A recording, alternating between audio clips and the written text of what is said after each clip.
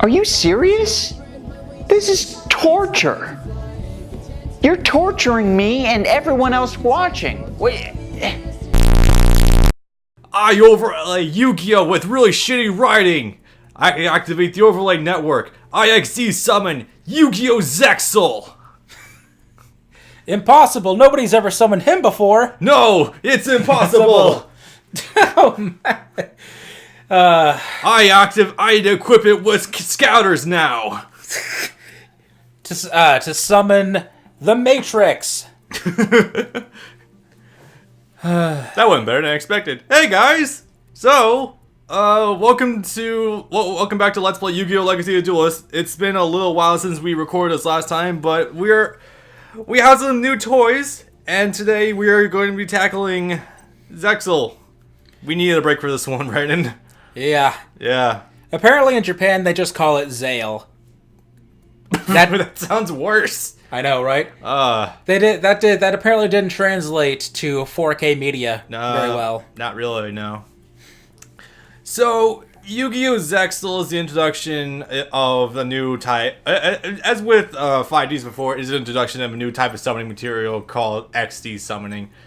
Yeah, that's the thing. So, ZEXAL here, it really is a departure from 5Ds. I'm loosely ad-libbing this just because I know a lot of knowledge from this game and a lot of hearsay. So, beautiful.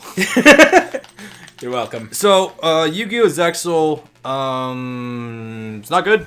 No. It's kind of a mess of crap. Kinda. I view it as one of the contributing factors to what possibly sunk 4Kids. On top of a lot of other problems, I think this was the tipping point. I think this was actually their first production after the bankrupting and the lawsuit. Yeah. We've already gone up. Okay, so it hasn't gone up yet, but you already mentioned the whole thing about the independent editing studio, or the recording studio that was used for this. Originally with Johnny Bosch as fucking Yuma. Right? Yes. So initially, to reiterate, after the lawsuit, the Japanese company initially handed the rights and all of the material to Bang Zoom, located in California, which has all your favorite actors like Johnny Bosch, Vic Mignogna, the whole lot of them, etc. And initially, this was going to receive a California dub, and they had actually produced, depending on who you talk to, either 26 or 52 episodes that never saw the light of day. 26 according to the director, 52 according to Johnny Bosch, who I actually met in person last year and asked him about this. There'll be a link to that video somewhere in the description here. And he doesn't remember a whole lot about that. Yeah, it probably was mostly a blur to him. Granted, at the time, it had been about 6 years. I want to say one thing right now. While, yes, a Bang Zoom dub would have made this a better production, because the 4K media dub is garbage. You have to understand that this is still Yu-Gi-Oh! ZEXAL, and a slightly better dub would not have improved the quality of the overall product enough to actually make it a good product. Yeah. You're polishing a turd at that point. Yep, basically. So yes, it would have been better, but it still would not have been a good show. Getting that out of the way, it's time to begin. Oh boy, this is gonna be good. Yeah.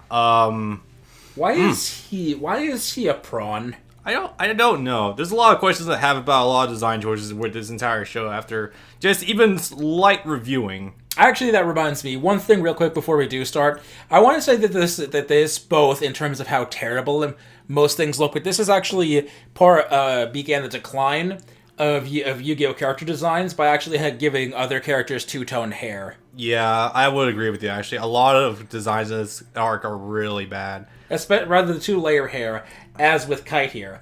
Kite looks good, but that onion radish thing is, believe me, is an exception to the rule. Everyone else here with the two-tone hair, yeah, most of them look like crap. Quinn looks like crap. Like, he's not a terrible character from what I've seen, but God, he's just so boring to look at. Yeah.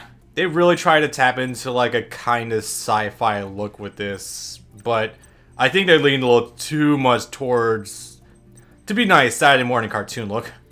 Yeah. Which, unfortunately, really shot us in the foot. Oh, yeah, we have Super Saiyan 3s in this. Ask us about that later. Oh, boy. It's tritoned hair. Mm-hmm, yep. But this opened the floodgates to that and become a lot more common in the future, for better or worse. Yeah, I'm gonna be honest. I actually do like Nash's design, but Hold on, Shark or Nash? Okay, is this Nash? This is Nash. I prefer Shark. This looks. I think Nash has the best design out of the Baryons, but not by much. I mean, it's like. You have Potemkin from fucking Guilty Gear. Yeah. I'm not wrong, especially Guilty Gear X-Hard. And then you have a punching dude. He's a boxer. He is cloaked in a fucking crimson. My god, it just looks garish. He looks like he's dying. This fucking blue dude has no. God, no. Really bad eyes. And then really, really bad design. I'm sorry, this is just garish. You know what it is? What? It looks like he has Paradox's mask. I think one of the worst parts is that he has hair, and the others don't really have hair, like natural hair, so much as like spikes. I mean, you're right though. not traditional hair. You're right. No, you're right about 90% of them though. Yeah. You could tell for Vector. I think that actually no, that is armor. That is a skull cap. Yeah, that's literally Mitsunari's hair from Sengoku Basara. Yeah, and these are. I want to say tentacles. I have no fucking clue. Yeah. What the fuck was his name? Dawn Thousand has hair, and it's weird too because his two-tone red hair is metallic. Yeah. Oh god, it is. Fuck. We're in for a fun time here, folks. Actually, hold on one second. He has Nebby on his chest. What the hell was the legendary from Sun and Moon called? Oh god. The little I couldn't actually answer that because I have yet to play Sun and Moon. Yeah, it has that thing's second form, the dead one. Oh man. On his chest. Have fun with that. Anyway, Shark. Yeah. And Yuma. Yeah. Alright, so now loading ZEXAL histories. Please look, can we go back? Please don't. It's not too late to go back. Upgrade, Alright. fuck, go back. Alright, wait, hang on. Stay right here. I want to point out the first and big problem about this. Shoot.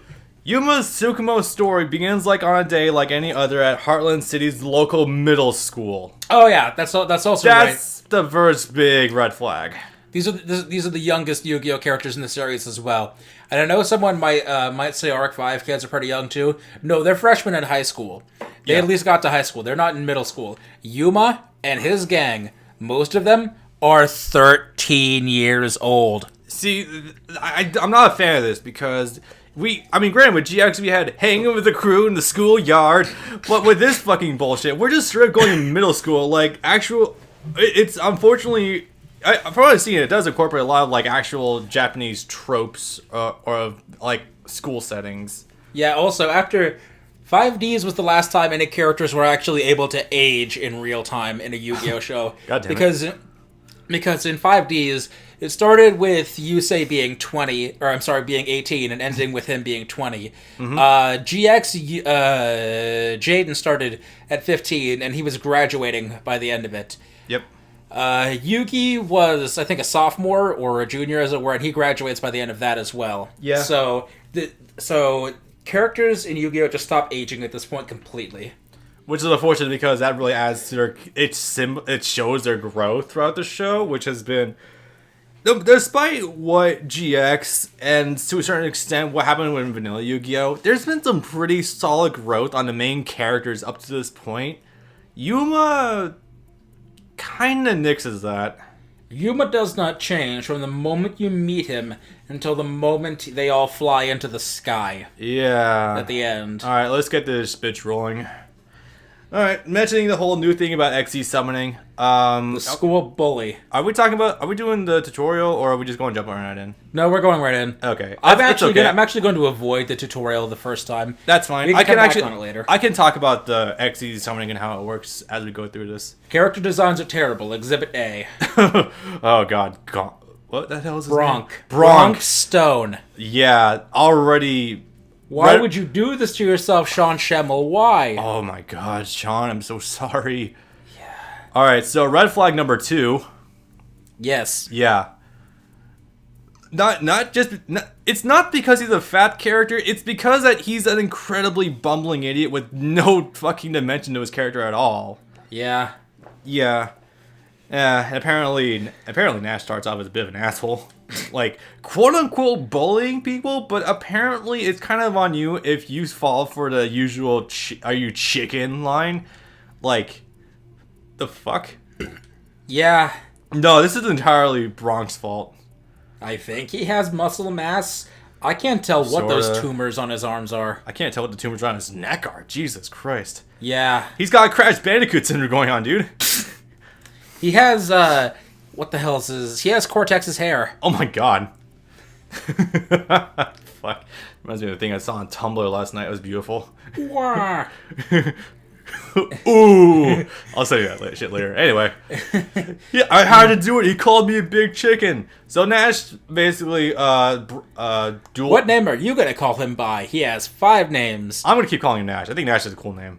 Probably because of Street Fighter 5. But... Reggie, Reginald, Ryoga, Shark, Nash with an H. I think Shark is a little too... I think Shark is a little too forward about the character design. And I think Reggie just sounds like a little too boring. I'm gonna Ryoga.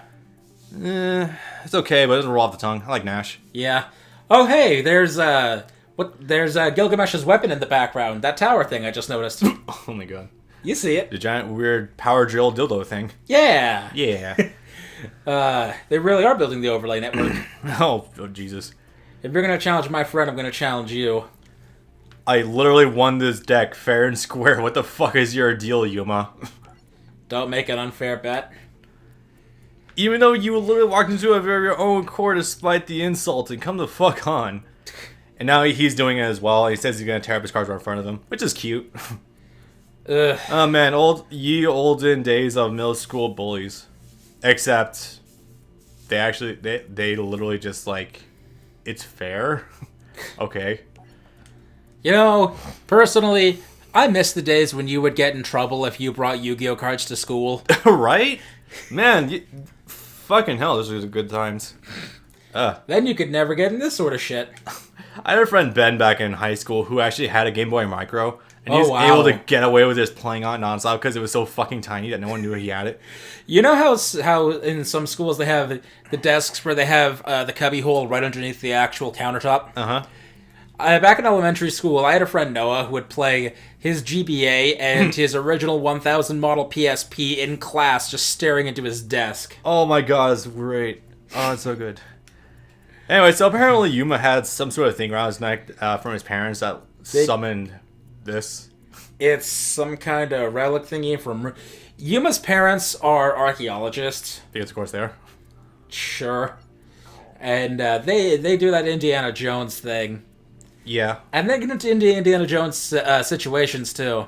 More on that later. Yeah. And from one of their trips, they brought back this thing to give to Yuma. So I'm going to say archaeologist as a parent. I'm going to say that's red flag number 3 because all the prior protagonists have had...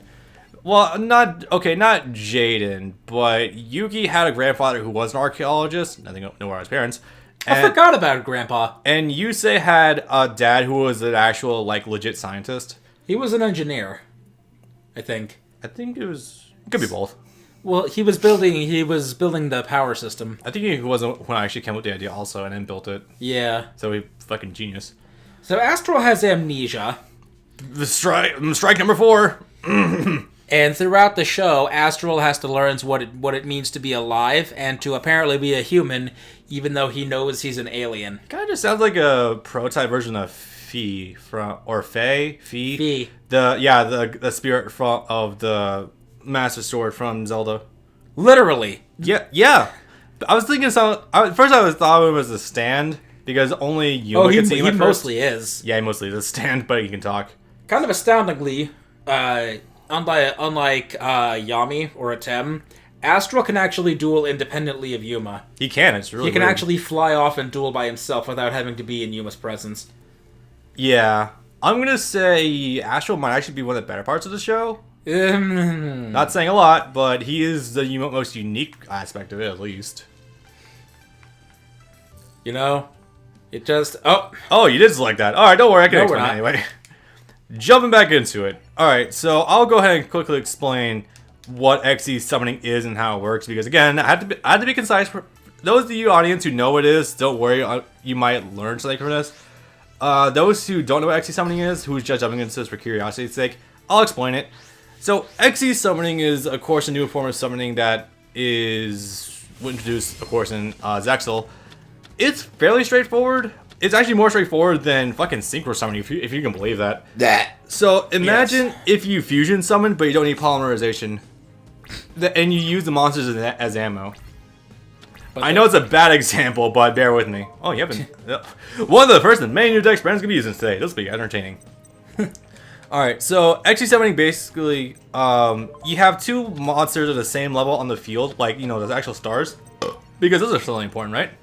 For things that isn't called tuners or rituals.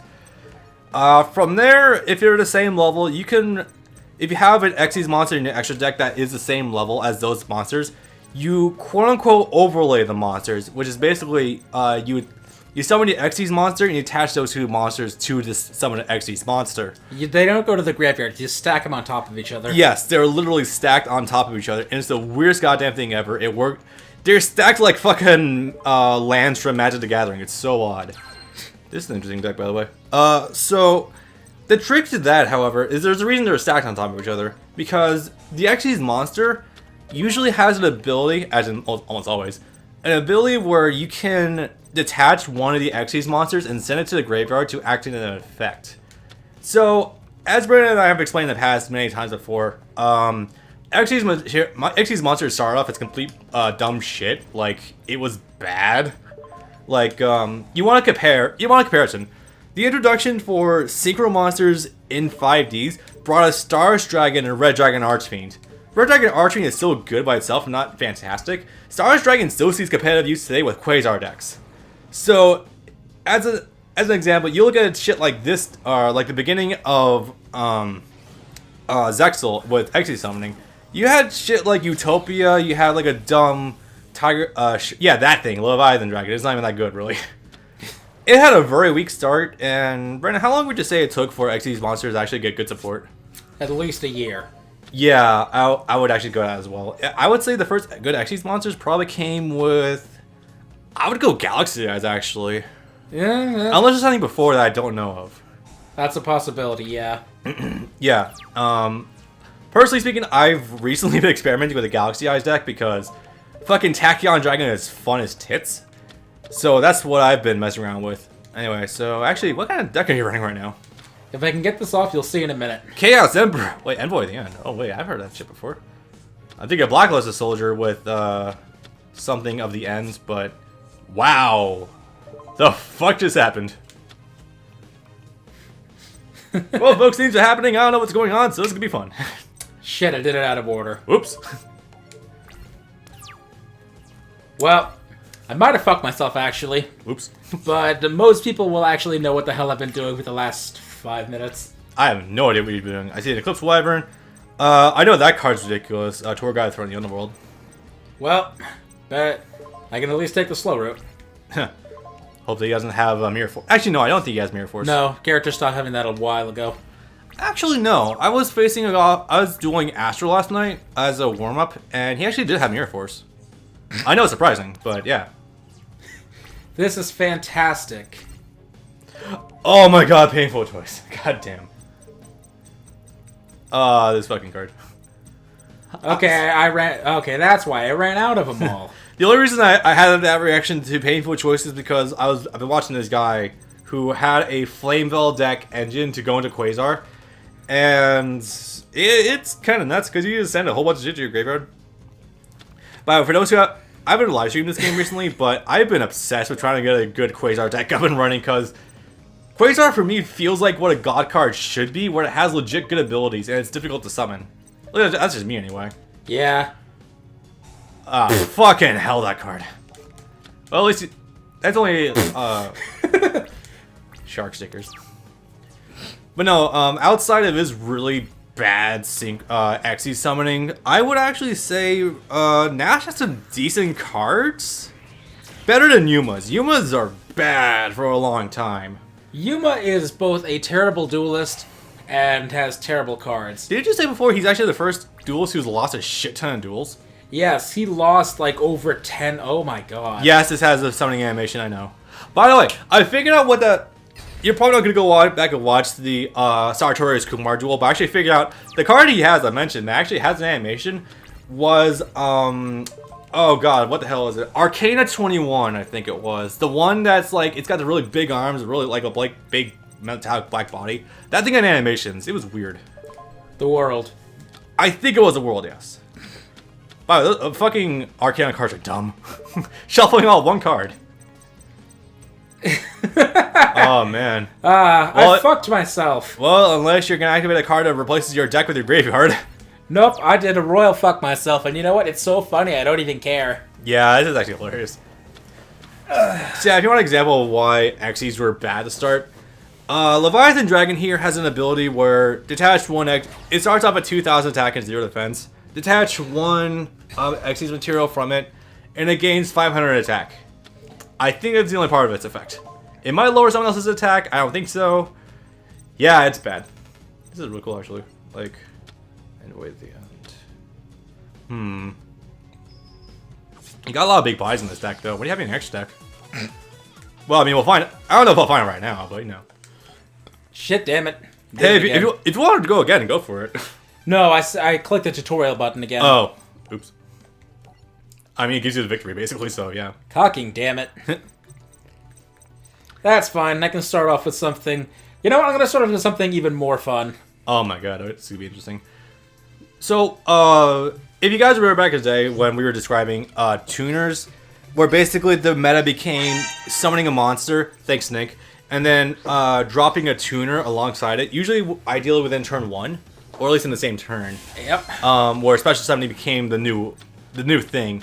A big part of the meta for a while with Xyz summoning was actually about dropping multiples of the same monster all in the same turn. Oh my god, it happened again. This really gave credence to cards like Goblinberg, Kage Lizard something, I forgot. Kage to Kage. That one, yes. Those kinds of cards really became big with like ramping into each other. It keeps happening. Was that the... Wait, did you just choose Dragon of Heresy? What the hell was that? Why'd you suddenly go into the card shop? I can't mashing triangle. Oh, I forgot you could do that, actually. I've never gone there through that menu. Yeah, I know, right? Yeah, that was weird. I'm gonna get at least one of these new strategies perfect, damn it. Man, dude, if you keep going with this, you're gonna prove me right on Reggie having a decent deck. I don't know how long you plan on making these parts, but This is just fucking funny at this point. now we're getting somewhere. What the hell is this? Okay, Scrap Iron Scarecrow. I like this so far. What the hell are those other two things? A Feather of the Phoenix. I've never seen this shit before. I want hierarchic cards. Oh man, this is something you made, or is this something James made? This I made this. Okay, this is interesting. So I'm not gonna spoil too much, but Brayden's distaste for Yuma is so extraordinary that he went out of his way to make, I haven't seen it in a while. He went out of his way to make an egregiously bullshit strong deck that will punch, and I quote, a crater-sized hole in him. And I'm looking forward to this, actually. Like, I am actually stoked to see this bullshit in action. Labradorite Dragon. Labradoodle. Okay. Both are... Oh my god. Okay. Hey guys, remember the fucking Crimson Dragon? Well, this is it. Yep. I think I already mentioned that. You already mentioned the name of this thing before, but this is the first time we actually get to see this thing in fucking motion. Oh my god. Ultimaya Zolkeen. Yeah. Fucking Crystal Wing, okay. What the fuck's happening? Just, Okay, can I be synchronous? Just, skip down to, the third from the last line. Okay. Or no, I'm sorry. Once per turn. Okay, once per turn when a spell/trap card is set on your side of the field, except during a damage step, you can special summon one power tool synchro monster or one level 7 or 8 dragon type synchro monster from your extra deck. Cannot be targeted for attacks scored by card effects while you control another synchro monster. Wow, okay. This gives you, if you can make it, it gives you free reign to summon any number of level 7 or 8 dragon synchros. As well as power tool. Jesus Christ. Okay. That's, yeah. Wait, can you negate? No, you can't negate that. You can only negate monster abilities. Fuck. I don't even care. Legitimately, I'm having fun right now, though.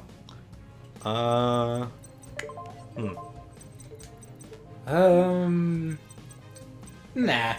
So, I've seen hieratic dragons before, but I don't know what they do, really, besides, like... I know there's a lot of special summoning involved. This is a spin on it. You're not going to see any of the heretic Xyz monsters, which is actually what the deck is built around. Gee, okay.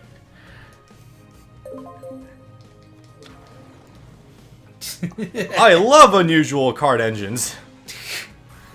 Oh, here we have an Xyz. Yep, he's got 2 level 3, so he can Xyz summon a level 3. Leviathan. I activated the overlay network. Admittedly, that's one of the better chants I've heard throughout the show. But you know what? I still miss Let's Rev It Up, but this is still pretty good too. Now he can't activate his effect at Because all. Fuck you. But even if he could, I could just crystal it. Yeah, I think I would just crystal it, honestly. Quick draw synchro. Alright. There are some cards that need to be thrown out. I don't know. You can usually make us a good amount out of quick draw synchron if you want to put something in the graveyard. And then this is the point I'm going to tell you where I probably should have said in the first place. Hey, do not go into any Xyz or anything at all nowadays with anything that says that involves effects surrounding around levels, because because an Xyz monster doesn't have a level; it has a rank. Oh yes, that. I forgot to mention that. Xyz monsters have ranks to levels. What's the difference? One's on one side of the card, one's on the other. Like, for example, here, if you look here, the stars are on the left side instead of the right side. And they're black. And they're black. My god. It's going to take 40 minutes for our first win. Well, probably 30 because we were digging around for a little bit. That's okay. Get you in the graveyard, homie.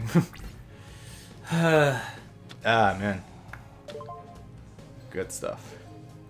Oh yeah, that's right. I forgot to mention this, so I'm gonna do this now. Most of the most broken shit of the era actually comes, funny enough, from Nash. Really? Fishborg Blaster, Atlanteans, Mermails, etc. They were some of the most broken shit at the time. Seriously? Yep. I've heard decent things about Fishborgs, but, like, I've never known... Well, fucking hell. As I thought, everything good came from fucking Nash. Yep. I'm not saying it's good cards right now. They're synergizing well, but they're not going to anything big, yeah. It's like with, as I've been learning, Kite's early Galaxy Eyes or Galaxy decks and Photon decks. They're okay. In fact, if I were to use one of his normal decks right now, I could probably win easily, but still. It's funny, I actually had to grind for some cards, and he had some of them. And I had to do them 3 fucking times before it finally started working. I've had that experience with him before. I had to grind Black Matter Dragon from him. I think it was called Black Matter Dragon, right? No, Dark Matter Dragon, that was it. Oh, hey, a fucking Darkness Mellow Dragon. The good thing that came out of the Red Eyes archetype. I think? Yeah, it's the one that can special summon shift from graveyard, right? Yes. Yeah, okay. Also, while I'm here, special shout out, guys, to Rank 10 Yugioh, because that guy does some really fucking good videos called Archetype Archive and Legacy of the Worthless. If you ever want to learn anything about Yu-Gi-Oh, I would recommend going to him for learning legacy value. Red Eyes, the most recent video he's done, I believe. That archetype is weird. What the hell is consistency? Yeah, exactly.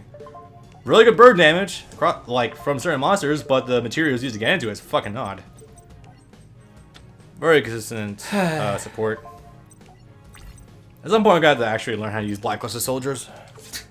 That's gonna be a trip. Yeah. I'm not gonna lie, like, I think I mentioned this before, but besides Elemental Heroes, I always wanted a good Blacklisted Soldiers deck when I was getting back to Yu-Gi-Oh! And I tried the BLS support deck that was introduced with the DLC, and I got my shit pushed in. That was a fun first stream. Trial by fire, man. Trial by fire. We're on ice. We're on water right now. I don't think I don't know. You can just whisper it all away right now. I don't know about this. I could be wrong, but I don't think dolphins can survive in a glacial climate. Kinda. Not long. They're warm-blooded, but they don't have thick fat like whales do. I hate that ability. It only really helps one Pokemon out there. I don't know why you hate it. Because the one person I would have regular access to battle with it uses it. Does he have a pilot's one? No, he has some other ones that do it, but Okay. I don't think Abomasnow has that shit. Yeah. Whatever. So that was that. so now thanks to dueling Shark, Yuma learned about the numbers. Yeah, which apparently fragments of Astral's memory. Something. There to that is a story of that, but it's yeah. And then it loses all meaning once we get to the fucking Barian arc. Oh yeah, totally. You know what? At the very least, he lived up to his name.